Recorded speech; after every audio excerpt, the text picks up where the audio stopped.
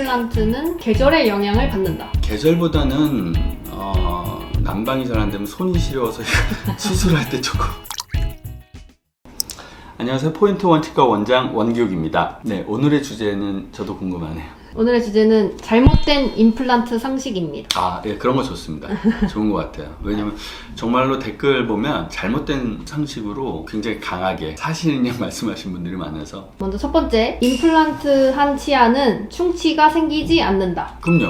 충치가 생기려면 두 가지가 있어야 돼요. 충치를 유발하는 충치균이 있어야 되고, 충치균이 먹을 수 있는 먹이가 있어야 돼요. 그 먹이가 치아잖아요. 임플란트 크라운은 지르코니아라는 금속이에요. 금속이 썩지는 않잖아요. 우리가 크라운을 씌워도 크라운 자체가 녹거나 상하거나 충치가 먹거나 이런 건 전혀 없어요. 크라운은 죽을 때까지 가지고 가잖아요. 그래서 나중에 이제 고인들 화장하고 나면 금속이 남잖아요. 입안에 있던 금속이 대부분입니다. 그래서 충치균들이 치아구나 하고 먹으려면 미생물의 이빨이 다 깨지겠죠.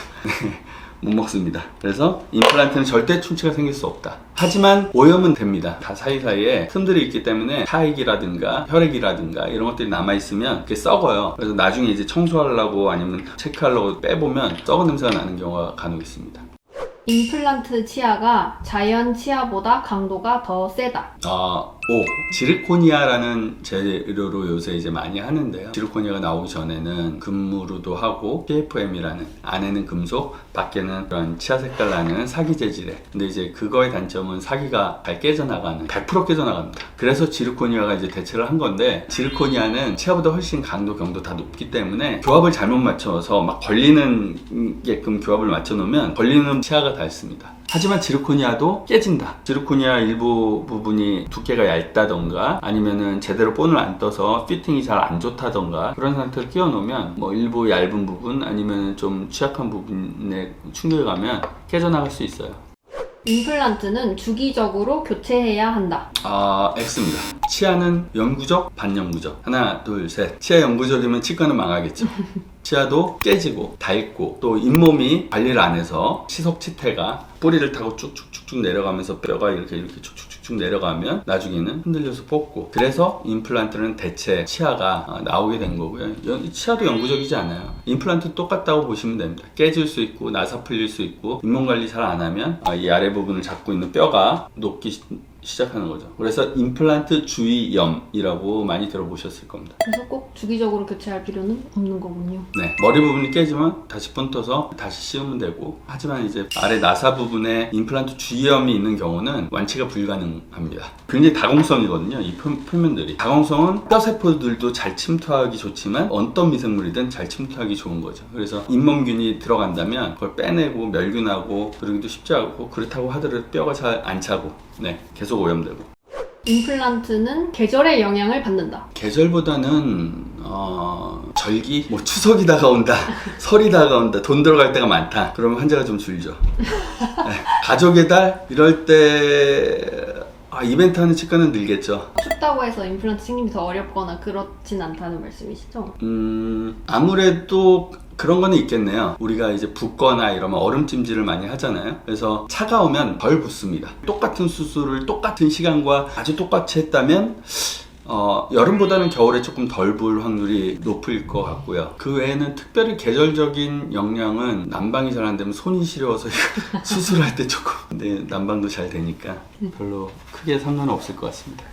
그리고 이건 뉴스 기사 댓글에서 가장 많이 봤는데, 임플란트 시술 후에 고기 맛을 제대로 느낄 수 없다.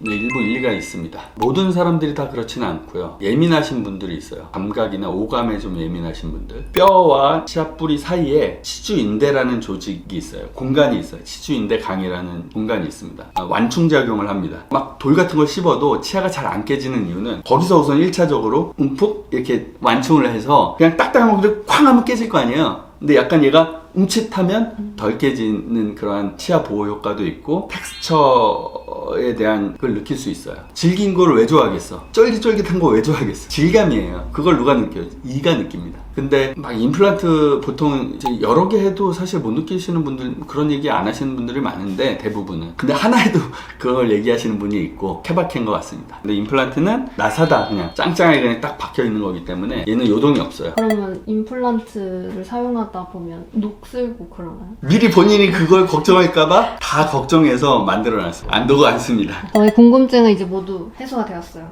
임플란트 관련해서 하신 말씀. 임플란트. 왜 1인 치과 이런 데는 비쌀 수밖에 없고 대형 치과는 싸게 할 수 있는가? 임플란트라는 게 이제는 아주 하이테크는 아니라서요. 막 찍어냅니다 그냥. OEM으로 막 만들어요. 그런 네트워크. 치과에서는 본인들이 임플란트를 만들어서 30만원, 40만원을 막 하고 있지만 그럴 수밖에 없는 이유는 박리담회잖아요. 말 그대로 이인을 적게 하고 수를 늘려요. 수를 늘리려면 기다리면 환자가 올까요? 안 오겠죠. 환자를 데려와야 돼요. 그럼 뭘 해야 돼요? 광고를 반드시 해야 됩니다. 대형 치과인데 광고를 안 하면 그런 치과는 있을 수가 없어요.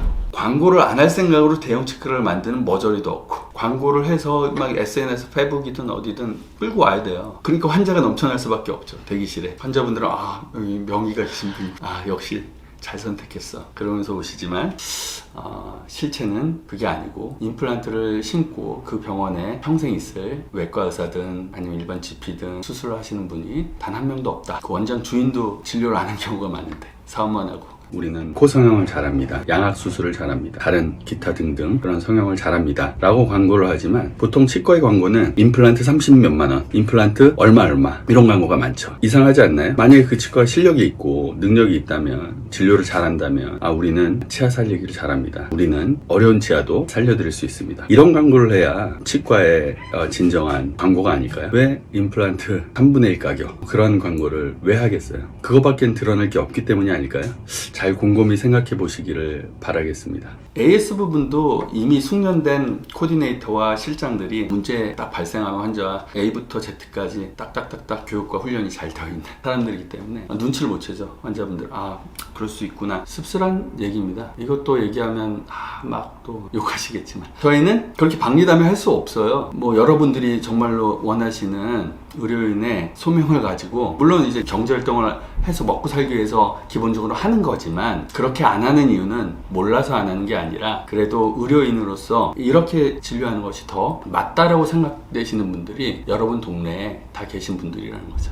나의 가치를 그렇게까지 장사꾼처럼 떨어뜨리고 싶지 않은 또 바람이 있는 겁니다. 거기에 플러스 문제가 생겨도 나는 여기 계속 있기 때문에 내가 책임질 수 있는 AS 비용이 포함되어 있는 거죠. 그렇게 이해해 주시면 좋지 않을까 싶네요. 물론 1인 치과도 숙련이 잘 안 되고 도덕이 없고 이런 분도 있을 수 있겠죠. 근데 하여튼 대형 치과와 그런 차이가 있다라는 점을 갑자기 그게 떠오르네. 임플란트 하니까. 그렇습니다. 치과의 현실이. 과잉 배출 X 빨리 치대의 정원을 감축시켜 주십시오. 감사합니다.